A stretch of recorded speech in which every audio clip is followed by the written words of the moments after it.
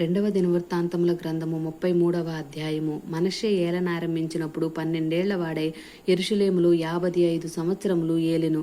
ఇతడు ఇశ్రాయేళ్ల ఎదుట నుండి యెహోవా వెళ్లగొట్టిన అన్యజనులు చేసిన హేయక్రియలను అనుసరించి యెహోవా దృష్టికి చెడు నడత నడిచెను. ఇతడు తన తండ్రి అయిన హిజ్కియా పడగొట్టిన ఉన్నత స్థలములను తిరిగి కట్టించి బయలుదేవతకు బలిపీఠములను నిలిపి దేవతా స్తంభములను చేయించి ఆకాశ నక్షత్రములన్నిటినీ పూజించి కొలిచెను. మరియు నా నామము ఎన్నటెన్నటికి ఉండునని యెరూషలేమునందు ఏ స్థలమును గూర్చి యెహోవా సెలవిచ్చెనో అక్కడనున్న యెహోవా మందిరమందు అతడు బలిపీఠములను కట్టించెను. మరియు యెహోవా మందిరపు 2 ఆవరణములలో అతడు ఆకాశ నక్షత్ర సమూహమునకు బలిపీఠములను కట్టించెను. బెన్ హిన్నోము లోయ అందు అతడు తన కుమారులను అగ్నిలో గుండా దాటించి ముహూర్తములను విచారించుచు మంత్రములను చిల్లంగితనములను వాడుక చేయు కర్ణ పిశాచములతో సోదిగాండ్రతోనూ సాంగత్యము చేయుచు యెహోవా దృష్టికి బహుగా చెడు నడత నడుచుచు ఆయనకు కోపం పుట్టించెను. ఇశ్రాయేళ్ల గోత్ర స్థానములన్నిటిలో నేను కోరుకొన్న యెరూషలేమునందు నా నామము నిత్యము ఉంచెదను. నేను మోషే ద్వారా నియమించిన కట్టడలను విధులను ధర్మశాస్త్రం అంతటిని అనుసరించి నడుచుకొనుటకై వారు జాగ్రత్త పడిన ఎడల మీ పితరులకు నేను కాయపరిచిన దేశము నుండి ఇశ్రాయేళ్లను నేను ఇక తొలగింపనని దావీదుతోనూ అతని కుమారుడైన సొలొమోనుతోనూ దేవుడు సెలవిచ్చిన మాటను లక్ష్యపెట్టగా ఆ మందిరమందు మనష్షే తాను చేయించిన చెక్కుడు విగ్రహములను నిలిపెను. ఈ ప్రకారము మనష్షే యోదావారిని యెరూషలేము కాపురస్తులను మోసపుచ్చిన వాడై ఇశ్రాయేళ్ల ఎదుట ఉండకుండా యెహోవా నశింపచేసిన అన్యజనుల కంటెను వారు మరింత అక్రమముగా ప్రవర్తించినట్లు చేయుటకు కారకుడాయెను. యెహోవా మనష్షేకును అతని జనులకును వర్తమానములను పంపినను వారు చెవియొగ్గకపోయిరి. కాబట్టి యెహోవా అష్షూరు రాజు యొక్క సైన్యాధిపతులను వారి మీదికి రప్పించెను. మనష్షే తప్పించుకొని పోకుండా వారు అతని పట్టుకొని గొలుసులతో బంధించి అతన్ని బబులోనుకు తీసుకుని పోయిరి.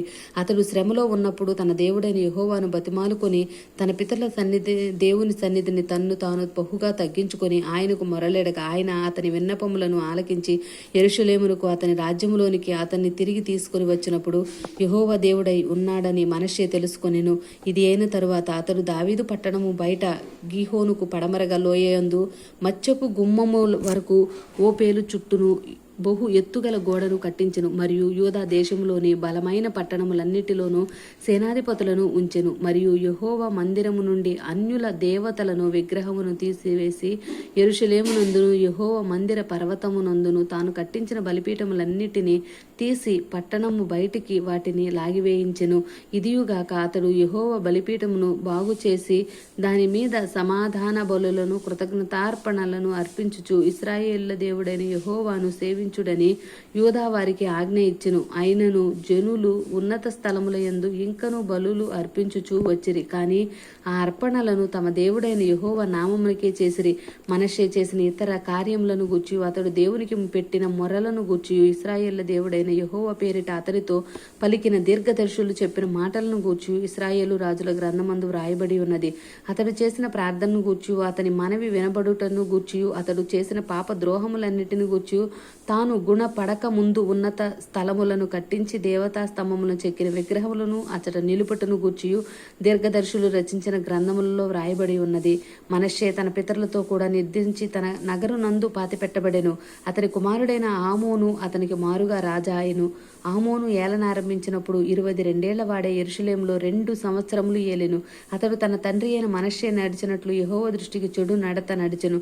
తన తండ్రి అయిన మనష్షే చేయించిన చెక్కుడు విగ్రహములన్నిటికీ బలులు అర్పించుచు పూజించుచు తన తండ్రి అయిన మనష్షే గుణపడినట్లు యెహోవా సన్నిధిని పశ్చాత్తాపడు కాకను గుణపడకను ఈ ఆమోను అంతకంతకు ఎక్కువ ద్రోహ కార్యములను చేయుచూ వచ్చెను. అతని సేవకులు అతని మీద కుట్ర చేసి అతని నగరునందే అతని చంపగా దేశ జనులు ఆమోను రాజు మీద కుట్ర చేసిన వారందరిని హతము చేసి అతని కుమారుడైన యెషియాను అతని స్థానమందు రాజుగా నియమించిరి. ఆమేన్.